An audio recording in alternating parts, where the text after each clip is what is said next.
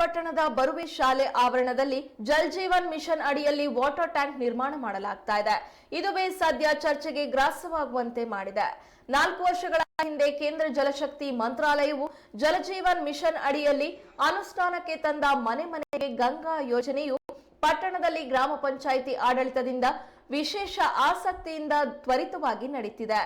ಆದರೆ ಪಟ್ಟಣದ ಹಳೆ ಸಂತೆ ಮಾರ್ಕೆಟ್ ರಸ್ತೆಯಲ್ಲಿರುವ ಸರ್ಕಾರಿ ಪ್ರಾಥಮಿಕ ಶಾಲೆ ಹಾಗೂ ಸರ್ಕಾರಿ ಉರ್ದು ಶಾಲೆಯ ಮೈದಾನದಲ್ಲಿ ನಿರ್ಮಾಣವಾಗ್ತಾ ಇರುವ 50,000 ಲೀಟರ್ ಸಾಮರ್ಥ್ಯದ ವಾಟರ್ ಓವರ್ ಹೆಡ್ ಟ್ಯಾಂಕ್ ಕಾಮಗಾರಿ ಬಗ್ಗೆ ಸಾಕಷ್ಟು ಪ್ರಶ್ನೆಗಳು ಎದ್ದಿವೆ.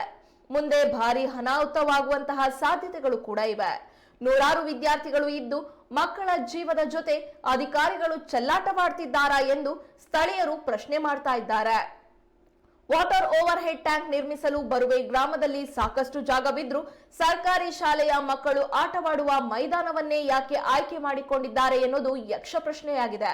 ನವೆಂಬರ್ 29ಕ್ಕೆ ಕಾಮಗಾರಿ ಪ್ರಾರಂಭಿಸಿ ಕೇವಲ 30 ದಿನಗಳಲ್ಲಿ ಕಾಮಗಾರಿ ಮುಗಿಸಿ ಮುಂದಿನ ಕಾಮಗಾರಿಯತ್ತ ಗುತ್ತಿಗೆದಾರ ಹಾಗೂ ಕಾರ್ಮಿಕರು ಗಂಟು ಮೂಟೆ ಕಟ್ಟಿದ್ದಾರೆ.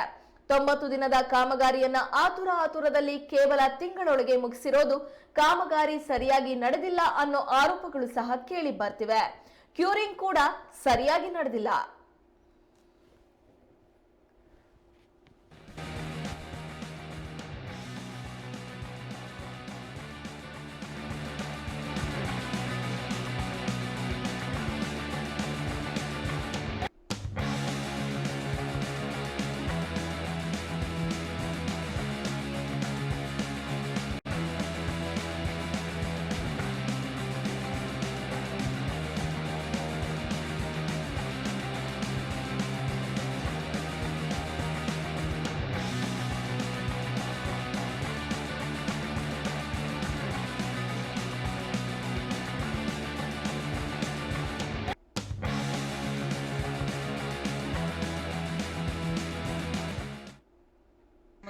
ಒಂದು ಸ್ಕೂಲ್ ಫೀಲ್ಡಲ್ಲಿ ಟ್ಯಾಂಕ್ ಕಟ್ತಾ ಇದ್ದಾರೆ, ವಾಟರ್ ಟ್ಯಾಂಕ್ ಜಲ್ ಜೀವನ್ನಿಂದು. ಉರ್ದು ಸ್ಕೂಲು ಮತ್ತು ಬರುವೆ ಶಾಲೆ ಸೇರಿಸಿ ಕಟ್ತಾ ಇರೋದು ಆ ಜಾಗದಲ್ಲಿ, ಆಟದ ಮೈದಾನದಲ್ಲಿ. ಅಲ್ಲಿ ಸ್ಕೂಲಿನ ಮೈದಾನಕ್ಕೆ ಕೊರತೆ ಇದೆ, ಅದರಲ್ಲಿ ಟ್ಯಾಂಕನ್ನು ಕಟ್ತಾ ಇದ್ದಾರೆ. ಮತ್ತು ಟ್ಯಾಂಕ್ ಕಟ್ಟೋದು ಹೆಂಗೆ ಕಟ್ತಾ ಇದ್ದಾರೆ ಅಂದರೆ, ಇದನ್ನು BO ರಿಪೋರ್ಟ್ ಆಗಿದೆಯೋ ಗೊತ್ತಿಲ್ಲ, ನೆಕ್ಸ್ಟ್ DDPIಗೆ ಹೋಗಿದೆಯೋ ಗೊತ್ತಿಲ್ಲ, DDPIಯಿಂದ ಯಾವ ರಿಪೋರ್ಟ್ ಬಂದಿದೆಯೋ ಅದೇನೋ ಗೊತ್ತಿಲ್ಲ. ಬಟ್ 1 ತಿಂಗಳೊಳಗೆ ಅಂದರೆ 30 ದಿನದೊಳಗೆ ಈ ಟ್ಯಾಂಕು ರೆಡಿಯಾಗಿದೆ. 30 ದಿನದೊಳಗೆ ಯಾವ ಕಾಮಗಾರಿನೂ ನಡೆಯಲ್ಲ. ಅದಕ್ಕೆ ಯಾಕಂದರೆ ಪಿಲ್ಲರಿಗೆ ನೀರು ಬೇಕು, ನೆಕ್ಸ್ಟ್ ಪಿಲ್ಲರು, ಯಾಕಂದರೆ 3 ಪಿಲ್ಲರ್ ಆಗಿದೆ. 1 ಪಿಲ್ಲರಿಗೆ ಇಷ್ಟು ಅವರೇಜ್ ಡೇಸ್ ಅಂತ ಬೇಕು, ಯಾಕೆಂದರೆ ಆ ಡೇಸಲ್ಲಿ ಅದಕ್ಕೆ ಕ್ಯೂರಿಂಗ್ ಆಗೋ ಟೈಮ್ ಇರುತ್ತೆ. 2ನೇ ಪಿಲ್ಲರಿಗೆ ಒಂದು ಕ್ಯೂರಿಂಗ್ ಡೇಸ್ ಬೇಕು, ಇಷ್ಟು ಡೇಸ್ ಅಂತ. 3ನೇ ಪಿಲ್ಲರಿಗೆ ಒಂದು ಕ್ಯೂರಿಂಗ್ ಡೇಸ್ ಬೇಕು. ಬಟ್ ಇದು ಒಂದೊಂದು ಕ್ಯೂರಿಂಗು 10 ದಿನ ಅಂತ ಇಟ್ಕೊಂಡ್ರೆ 30 ದಿನ ಕ್ಯೂರಿಂಗಿಗೆ ಬೇಕು. ನನ್ನ ಎಕ್ಸಾಂಪಲ್ ನಾನು ಹೇಳ್ತಿರೋದು. ಇದು 30 ದಿನದೊಳಗೆ ಮೇಲೆ ಟ್ಯಾಂಕೇ ಆಗಿದೆ.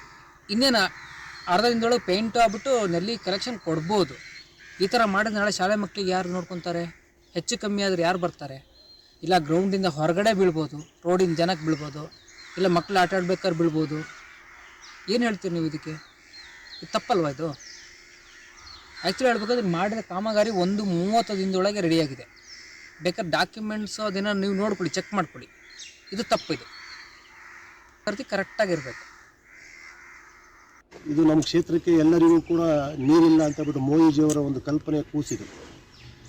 ಇದನ್ನು ಈ ಅಧಿಕಾರಿಗಳು ಸಮಂಜಸವಾಗಿ ನಿರ್ವಹಣೆ ಮಾಡ್ದೇನೆ, ಇದು ಯಾವುದೇ ರೀತಿಯಲ್ಲಿ ತಾಂತ್ರಿಕವಾಗಿ ಪ್ರಾಬ್ಲಮ್ ಆಗೋ ರೀತಿಯಲ್ಲಿ ಒಟ್ಟು ಆದಷ್ಟು ಬೇಗ ಇವರಿಗೆ ಕಾಂಟ್ರಾಕ್ಟ್ ಕೊಟ್ಟವನಿಗೆ ಕೆಲಸ ಮುಗಿಬೇಕು, 1 ತಿಂಗಳೊಳಗೆ, ನೆಕ್ಸ್ಟ್ ಎಲೆಕ್ಷನ್ ಒಳಗೆ ಇವರಿಗೆ ಕೆಲಸ ಮುಗಿಬೇಕು ಅನ್ನೋ ಒಂದು ಕಾನ್ಸೆಪ್ಟ್ ಇಟ್ಕೊಂಡು ಮಾಡ್ತಾ ಇದ್ದಾರೆ. ಇವರು ಕ್ಯೂರಿಂಗು 21 ದಿನ ಆಗಬೇಕು. 21 ದಿನ ಇವರು ಕ್ಯೂರಿಂಗ್ ಮಾಡಿ, ಸ್ಲ್ಯಾಬನ್ನು ಕ್ಯೂರಿಂಗ್ ಮಾಡಿ, ಆಫ್ಟರ್ ಇವರು ಸೈಡನ್ನೆಲ್ಲನೂ ಕಟ್ಟಬೇಕು. ಇದು 21 ದಿನ ಕ್ಯೂರಿಂಗ್ ಆಗೋಕ್ಕಿಂತ ಮೊದಲೇ ಸೈಡನ್ನೆಲ್ಲ ಕಟ್ಟಿದ್ದಾರೆ, ಆಯಿತಾ. ಇಲ್ಲಿ ಸಾರ್ವಜನಿಕರ ಮಕ್ಕಳು ಮತ್ತು ಬಡವರ ಮಕ್ಕಳು, ಕೂಲಿ ಕಾರ್ಮಿಕರ ಮಕ್ಕಳು ಇಲ್ಲಿ ಬರ್ತಾ ಇದ್ದಾರೆ, ಈ ಶಾಲೆಗೆ ಓದ್ತಾ ಇದ್ದಾರೆ. ಇದಕ್ಕೆ ಸಮಂಜಸವಾಗಿ ಇಲ್ಲಿ ಶಾಲೆಯ ಅಧಿಕಾರಿಗಳು, ಅದಕ್ಕೆ ಸಂಬಂಧಪಟ್ಟಂಥ BO ಮತ್ತು ಇಲ್ಲಿ ಲೋಕಲ್ ಅಡ್ಮಿನಿಸ್ಟ್ರೇಷನ್ನು ಏನು ಮಾಡ್ತಾ ಇದೆ? ಸಾರ್ವಜನಿಕರು ಇವರು ಕ್ಷೇತ್ರದಲ್ಲಿ ಇವರು ಗಮನ ಹರಿಸ್ತೇನೆ, ಈ ಮಕ್ಕಳ ಬಗ್ಗೆ ಗಮನ ಕೊಡದೇನೆ, ಈ ರೀತಿ ಕ್ಯೂರಿಂಗ್ ಮಾಡ್ದೇನೆ, ಇದು ನಾಳೆ ಎಲ್ಲಾದರೂ ಕುಸ್ತು ಬಿದ್ದರೆ ಯಾವ ಮಕ್ಕಳು, ಯಾವ BO ಹೊಣೆ ಬರ್ತಾರೆ? ಈ ಹೆಡ್ ಮಾಸ್ಟರ್ ಬರ್ತಾರಾ ಅಥವಾ ಗ್ರಾಮ ಪಂಚಾಯತಿ ವ್ಯವಸ್ಥೆ ಬರುತ್ತಾ ಅನ್ನೋದು ನನ್ನ ಪ್ರಶ್ನೆ.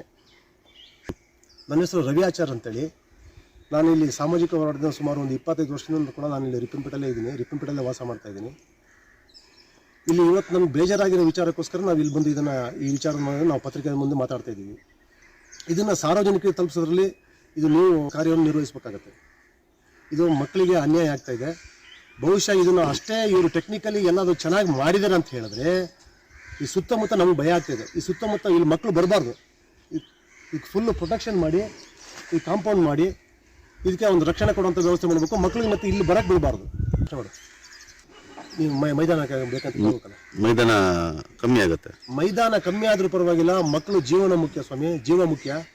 ಇಲ್ಲಿಲ್ಲ ಅಂದ್ರೆ ಅಲ್ಲಿ ಹೈಸ್ಕೂಲ್ ಫೀಲ್ಡಲ್ಲಿ ಹೋಗಿ ಆಡ್ಕೊಂಬರ್ಬೋದು. ಆ ಮಗುದು ಜೀವನ ಹೋದರೆ ಆ ತಂದೆ ತಾಯಿಗಳಿಗೆ ಆ ಮಕ್ಕಳು ಕೊಡೋದು ಯಾರು ಕೊಡ್ತಾರೆ?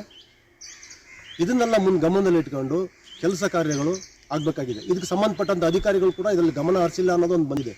ಡಿಒನು ಕೂಡ ಅವರು ಮೌಖಿಕವಾಗಿ ಏನೋ ಹೇಳಿದ್ದಾರೆ, ಹಾಗೆ ಹೇಳಿದ್ದಾರೆ, ಹೀಗೆ ಹೇಳಿದ್ದಾರೆ ಅಂತ ಮಾಹಿತಿ ಇದೆ. ಅದನ್ನು ಕೂಡ ಅವರು ಮೌಖಿಕವಾಗಿ ಯಾಕೆ ಹೇಳಿದ್ರು ನಮ್ಗೆ ಇಲ್ಲಿ ಅನುಮಾನ ಬರ್ತಾ ಇದೆ. ಅದು ರೈಟಿಂಗ್ಸಲ್ಲಿ ಕೊಡಲಿ, ಅವರು ರೈಟಿಂಗ್ಸಲ್ಲಿ ಕೊಟ್ಟು ಇದನ್ನು ಅಪ್ರೂವಲ್ ತಗೊಂಡು ಇದಕ್ಕೆ NOC ಇಸ್ಕೊಳ್ಳಿ.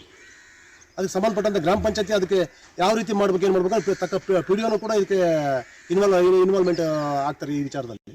ನಾಳೆ ಏನಾದ್ರು ಅನಾಹುತ ಆದರೆ PDO BO ಅವರೆಲ್ಲರೂ ಇದಕ್ಕೆ ಸಂಬಂಧಪಟ್ಟಿದ್ದು ಇದಕ್ಕೆ ಅವ್ರು ಬಂದ್ಬಿಟ್ಟು ಜವಾಬ್ದಾರಿ ಕೊಟ್ಟು ಅವ್ರು ಹೋಗಲಿ.